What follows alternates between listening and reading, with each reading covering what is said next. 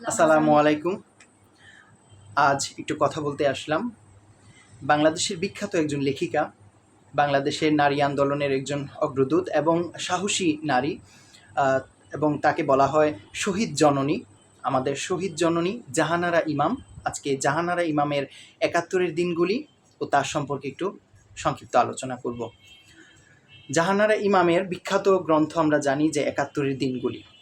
এটি মুক্তিযুদ্ধের উপর নির্মিত এবং মুক্তিযুদ্ধের যে দিনগুলি রয়েছে, যে বিভীষিকাময় যে দিনগুলি রয়েছে, সেই দিনগুলির উপর রচিত এবং তার এটি দিনলিপি আকারে এটি রচিত এই গল্প মানে গ্রন্থটি।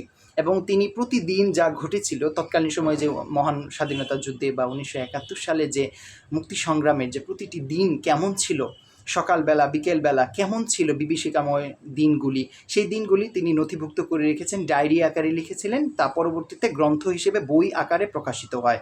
সেটি হচ্ছে বিখ্যাত এবং মাস্টারপিস একটি বই, কালজয়ী হয়ে আছে বাংলা সাহিত্যে এবং মুক্তিযুদ্ধের বাস্তব দলিল হিসেবে অনেকটুকু ভূমিকা পালন করে। সেটি হচ্ছে ৭১-এর দিনগুলি। আজ জাহানারা ইমাম সম্পর্কে আজকে একটু কথা বলতে চাই। জাহানারা ইমাম ১৯২৯ সালের ৩রা মে মুর্শিদাবাদ জেলার তিনি জন্মগ্রহণ করেন।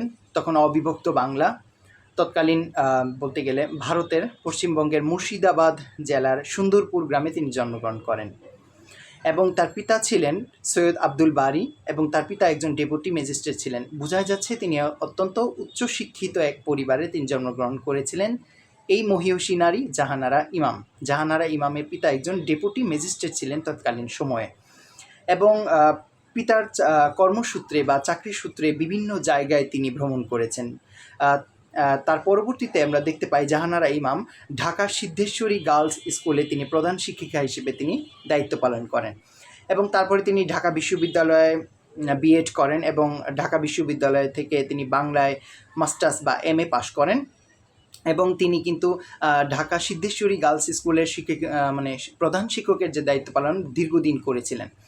এবং তারপরে তিনি ঢাকা টিচার্স ট্রেনিং কলেজেও কিন্তু তিনি অধ্যাপনা করেন অনেকটুকু। সেখানেও তার কর্মজীবনের অনেক দিন অতিবাহিত করে। তার কর্মের বিভিন্ন বর্ণিল তার কর্মজীবন, বিভিন্ন রকমভাবে তিনি কাজ করেছেন, বিভিন্ন কলেজে তিনি শিক্ষকতা করেছেন, দায়িত্ব পালন করেছেন। এবং বাংলাদেশে যত আন্দোলন হয়েছে, যত গণ আন্দোলন হয়েছে এবং যত স্বাধিকার অধিকারের আন্দোলন বা বিভিন্ন ধরনের অশুভ শক্তির বিরুদ্ধে আন্দোলন, রাজাকার, আলবদর, আল শামস এবং মুক্তিযুদ্ধের যারা বিরোধিতা করেছিল ১৯৭১ সালে, তাদের বিরুদ্ধে তিনি সবসময় তিনি সোচ্চার ছিলেন, তাদের বিরুদ্ধে এবং তাদের শাস্তির দাবির পরিপ্রেক্ষিতে তিনি সবসময় কিন্তু রাজপথে সক্রিয় ছিলেন, আন্দোলনে সক্রিয় ছিলেন এবং সবার সম্মুখ সারিতে তিনি ছিলেন, অগ্রণী ভূমিকা পালন করেছেন।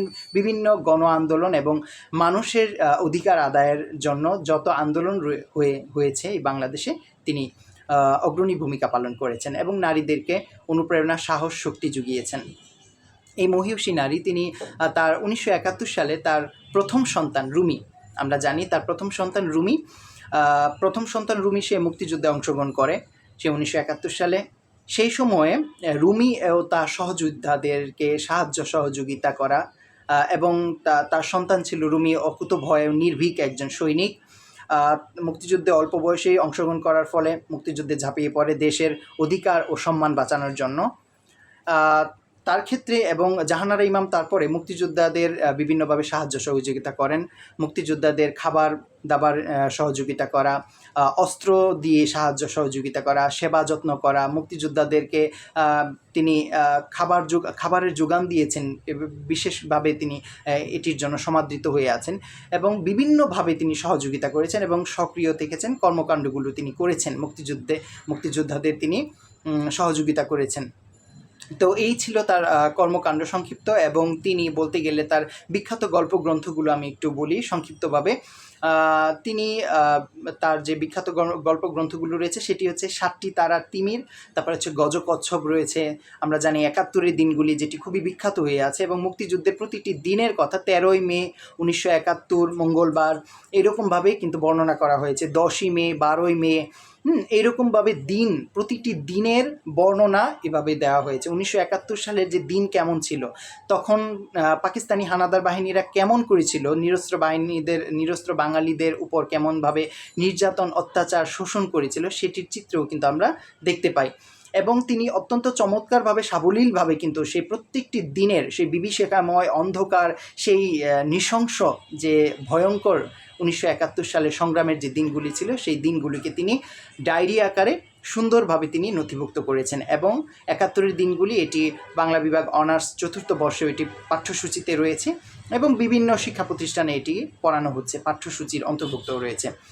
এবং তার গল্পগ্রন্থ যা বলছিলাম, জাহানারা ইমামের যে 7টি তারার ঝিকিমিকি, তারপরে গজকচ্ছপ, 71-এর দিনগুলি, ক্যান্সারের সঙ্গে বসবাস ইত্যাদি, তার প্রবাসে বসবাস ইত্যাদি হচ্ছে তার বিখ্যাত গল্পগ্রন্থ।